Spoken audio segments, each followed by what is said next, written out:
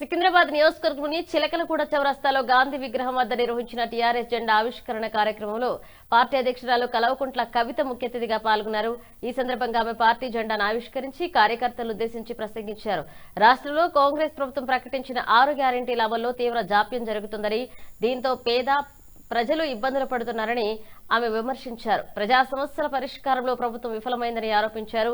రాబోయే ఎన్నికల్లో టీఆర్ఎస్ అభ్యర్థులు గెలిపించి మళ్లీ పార్టీని అధికారంలోకి తీసుకురావాలని ప్రజలను కోరారు. పేదలకు అవసరమైన సౌకర్యాలు అందించడంలో పార్టీ కార్యకర్తలు ఎల్లప్పుడూ ముందుంటారన్నారు. సేవా కార్యక్రమాలను విస్తృతంగా చేపడుతూ ప్రజలకు అండగా నిలవాలని కార్యకర్తలకు సూచించారు.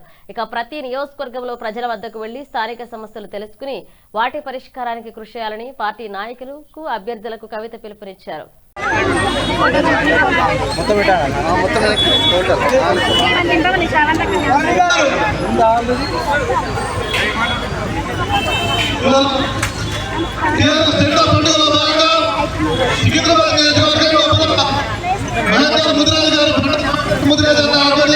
చాలా పెద్ద ఎత్తున ఇక్కడికి వచ్చినటువంటి అన్నదమ్ములకు అక్కచెల్లెలకు అందరూ కూడా పేరు పేరుగా కృతజ్ఞతలు తెలియజేస్తూ మనందరి ఆత్మీయ సోదరి తెలంగాణ రక్షణ సేన అధ్యక్షుడు, తెలంగాణ ఉద్యమం లోపల యువతకు స్ఫూర్తిగా ఉంటూ తెలంగాణ మొత్తంగా కూడా ఆరుమూల పల్లెల్లో సైతం ఉద్యమ స్ఫూర్తిని రగిలించి తెలంగాణ వచ్చి 13 ఏళ్ళ.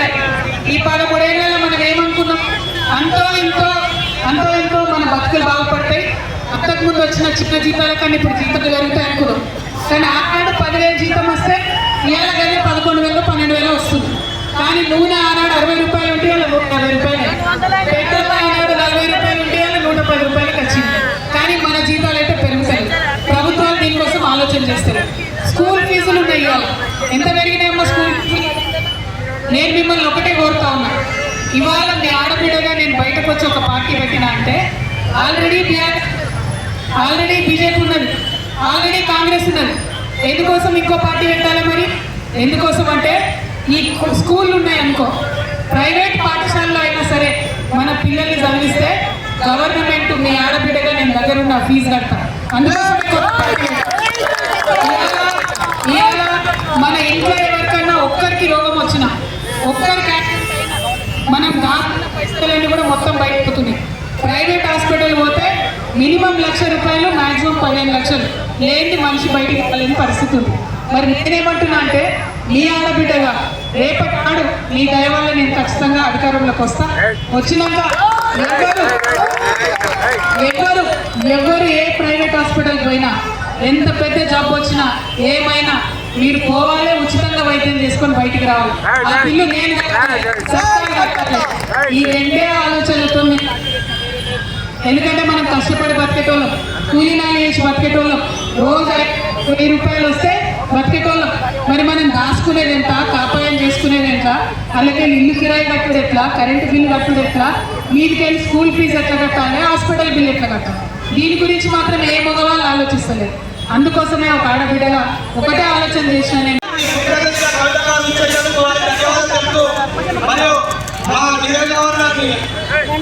అభివృద్ధి పథకంలో నడిపేయాలని చెప్పి దాని గురించి వారి అభివృద్ధి కూడా సందేశం ఇవ్వాలనుకుంటున్నాను.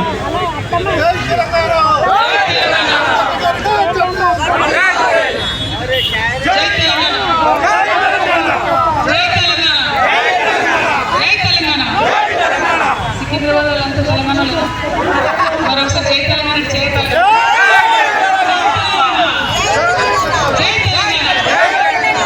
ఇవాళ సికింద్రాబాద్ నియోజకవర్గంలో సీతాఫల్మణి డివిజన్ జెండా ఆవిష్కరణ చేసుకోవడం చాలా సంతోషం. మరి తెలంగాణ రాష్ట్రంలో మీ ఆడపిల్లగా ఈ రాష్ట్రంలో జరగాల్సినటువంటి అనేక పనులు ఉన్నాయి కాబట్టి మరి ఒక కొత్త పార్టీ ఉంటేనే ఈ పనులన్నిటికీ పరిష్కారం లభిస్తుందని ఒక గట్టి సంకల్పంతో తెలంగాణ రక్షణ సేన అనే పార్టీని పెట్టినాం. మీ అందరికీ ఆ విషయం తెలుసు. మరి అలా పార్టీ జెండా గల్లీలో ఆవిష్కరించుకుంటూ తిరుగుతూ ఉన్నాం. ఎందుకో అంటే ఇప్పుడున్నటువంటి ప్రభుత్వం, రేవంత్ రెడ్డి గారి ప్రభుత్వం ఏదైతుందో ఒక 6 గ్యారెంటీలు ఇచ్చింది మనం. కానీ నిన్నటి నుంచి ఆయన మాట్లాడుతూ ఉన్నాడు, ఇచ్చిన గ్యారెంటీలు ఏమి చేయరట, కానీ మళ్ళీ కూడా ఇంకోసారి ఆయనే గెలుస్తాడట.